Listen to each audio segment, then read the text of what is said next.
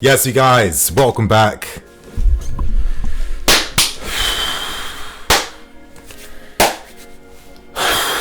Welcome back, you guys. How you all doing today? Yes, ridiculously hot today. Like the heat is too much, man. It's way too hot.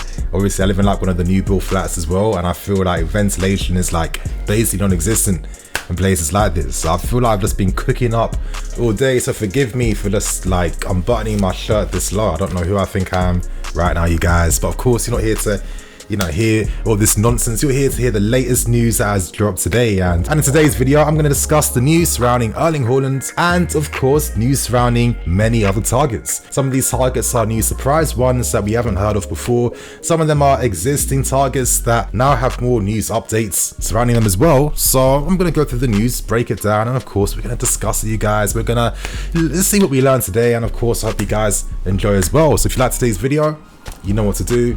Smash that like button, do all that good stuff, and without wasting any more time, let's just get straight into things, you guys. Right now, we start with the first story, you guys, and we start with Erling Haaland, as we tend to do, because this does segue in to the other news that came out today. Now, at this point in time, of course, we have sent intermediaries to Borussia Dortmund to sound them out, to get an idea behind how we could get a deal like this done. For example, we've heard of offers such as Tammy Abraham being offered to Dortmund, with Dortmund rejecting that type of offer. We've seen Hudson-Odoi potentially offered in a deal like this.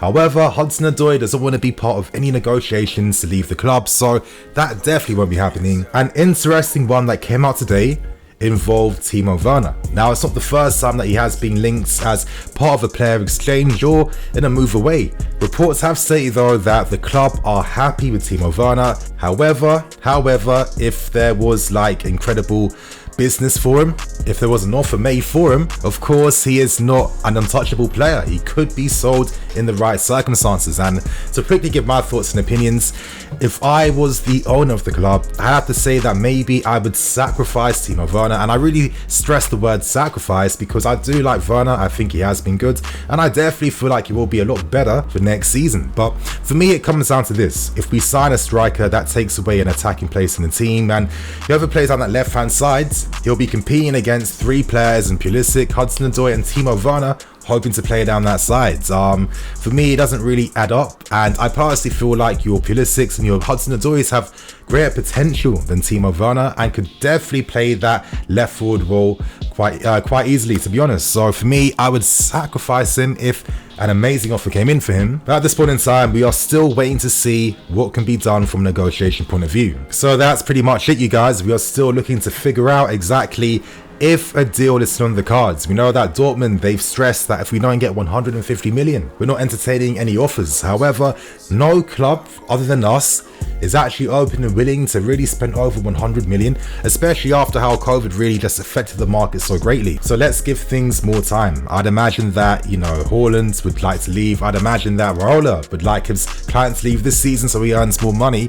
There's so many factors in play right now that point towards a potential transfer to us, as long as the money is right. So let's hope that Dortmund are open to negotiating and realizing, you know what, actually maybe we don't need to sell this guy for half his value for next season. What if something happens? You know what I mean? This could be an opportunity for us to cash in big and of course reinvest that back into the team. So right now, you guys, we now end with the final part of today's video. It's a very long part with many different parts and segments, so definitely watch to the end. But before I continue on, I want to just quickly say that I feel like with the current context of the window right now, as it stands, it does feel like the club are focusing more on selling players and loan moves. And I guess that naturally when you have such a big loan army that has, many players from the academy involved, failed signings, players that we can't move on or sell on, etc., and there's such a vast amount of quantity of these guys, it's only natural that that's going to take up a sizable portion of your time in the transfer window.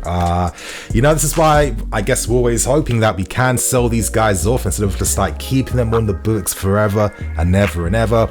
It doesn't really add up. It's no surprise that our window is stalling. However, let's not pretend that this is a constant thing. Last summer, we had 3 signings wrapped up by this stage in Chilwell, Ziyech and Timo Werner. The context is we're after big big targets. So now, you guys, let's now continue on and let's break down some of the latest players being linked with moves to us. Now, an interesting one that came from the Athletic today was the name Sasha Kalajdzic, who plays up front for Stuttgart. He's 6'7", he's Austrian, he's seen as the new Kevin Karaniai. If you guys remember him, of course, playing for Schalke and of course back in the Bundesliga as well, you know, he's a very good striker, and naturally he is a player that is interesting Thomas Tuchel. Now what really separates him is that yes, he is 6'7", but that doesn't necessarily mean that he's like a classic target man, and in that sense he's like one of those tall technical target men in your Ibras.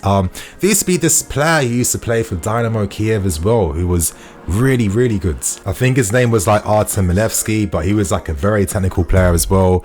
So you know, that's the type of profile that Tuchel wants, someone that can lead the line as well, but can also play in those tight spaces too. Now yes, he scored 14 goals in 30 games for Stuttgart last season, and he had a very good season. You know, he had a good Euros as well, scoring against Italy in extra time too. So there definitely is a player of interest and promise there. However, you know, do you sell on a Tammy Abraham to then reinvest some money into a player like this? Because the reality is Stuttgart have sold the players they needed to, of course, you know, help fund their window and of course safeguard the club. They raised 34 million, so they don't have to sell anyone right now. And if they were to sell Kalajdzic, then he'd be costing an absolute fortune. I'd guess probably around 40 or 40 million plus, which doesn't make too much sense. So, you know, it's an interesting report. Interesting that Tuchel, of course, has kept his eye on him as well. But for me personally, you don't sell Tammy Abraham to, of course, sign forwards like this. Another player mentioned was Danny Ings. Now, I feel like Danny Ings has been more of like a social media thing from the fans compared to there being any like concrete interest for him. I get why there could potentially be, and this was mentioned by The Athletic, who said that there might be interest, but you know, they weren't stating that there was definitely interest in him. And the reason for that is that Ings has 1 year left on his contract before it does expire. Now, I have to say that I do rate Danny Ings. I think he's a good forward.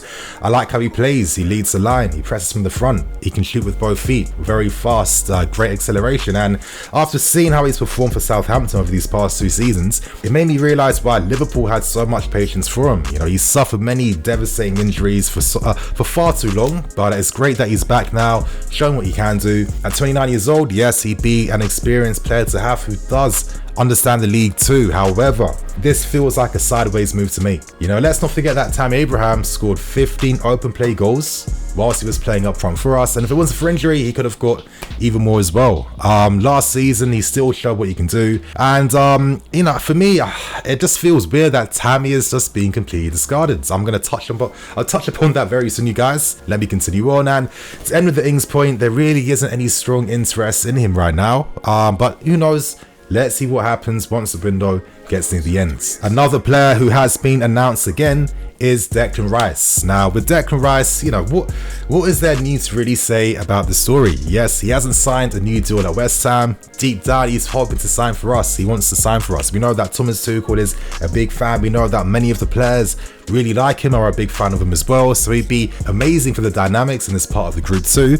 And, you know, the issue is that West Ham have a very high valuation for Declan Rice. Now, what annoys me is that we know that West Ham right now, they have financial difficulties that they're keeping on the low. They're keeping that very secretive. And, you know, of course, when Declan Rice was offered a contract extension, that was not really an improvement on anything at all.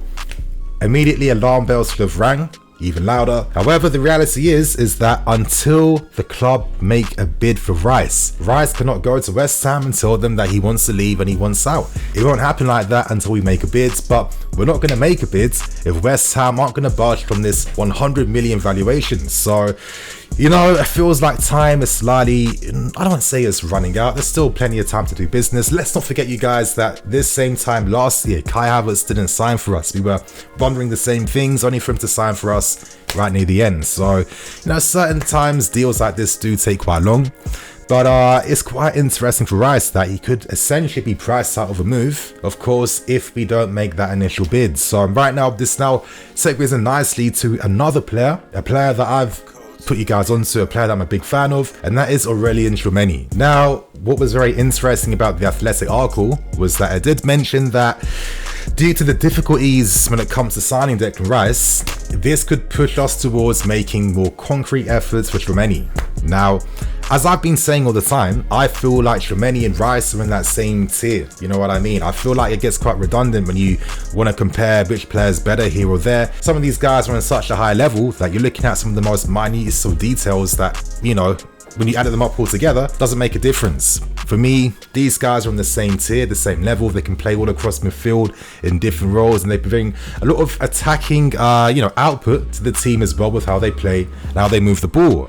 My thing has always been this though, from a purely business point of view. Okay, let's say that ability-wise, they're on the same tier, same level, but if one's going to cost 3 times the amount of the other, it doesn't really make sense to invest so much of your time and money into that player. Of course, it makes sense to go for the cheaper alternative, and for me, you know, we have a habit of signing like these French guys from Ligue 1 who, you know, we get them for very competitive fees and they end up being absolutely outstanding for us for the many years to come. I feel like tchouameni is, for me, he has to be a Chelsea player at some point in his career. I just feel like this is the profile we go for. That is forever success. I mean, this guy is outstanding. He wins his tackles with that authority, you know what I mean? Like, when it's his ball, it's damn well his ball. He moves the ball so well too. He doesn't play the ball slowly. One touch control, second touch pass, quick. He can play between the lines. He can play those balls over the top. He can play with, I mean, I can go on, you guys. That for me, you know, he won Liga and Young Player of the Year for a reason. He was instrumental at Monaco, and Cesc Fabregas absolutely loves him and rates him so highly. Listen, I like Rice, but if we can't sign him this window,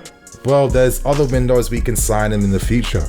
I don't think it's that crazy. We're going to see more evolution in our midfield in the years to come. Be smart and go for the best, cheaper one right now. And of course, keep that dialogue with Declan Rice for the following seasons. That's how I see it, you guys. And on that note, you guys, I'm going to wrap things up and I'm going to keep things moving. Yeah, it's been quite anticlimactic during this transfer period so far. I guess maybe it was always going to be like this, considering that we aren't signing like 7 players like we did last summer.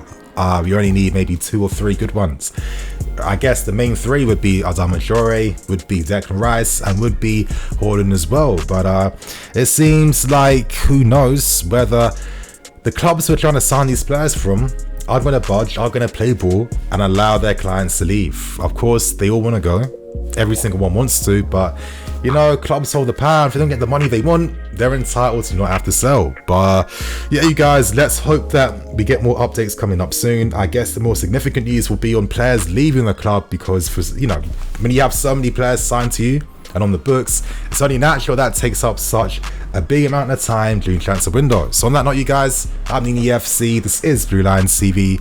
I'll catch you guys later with some more videos. Cool.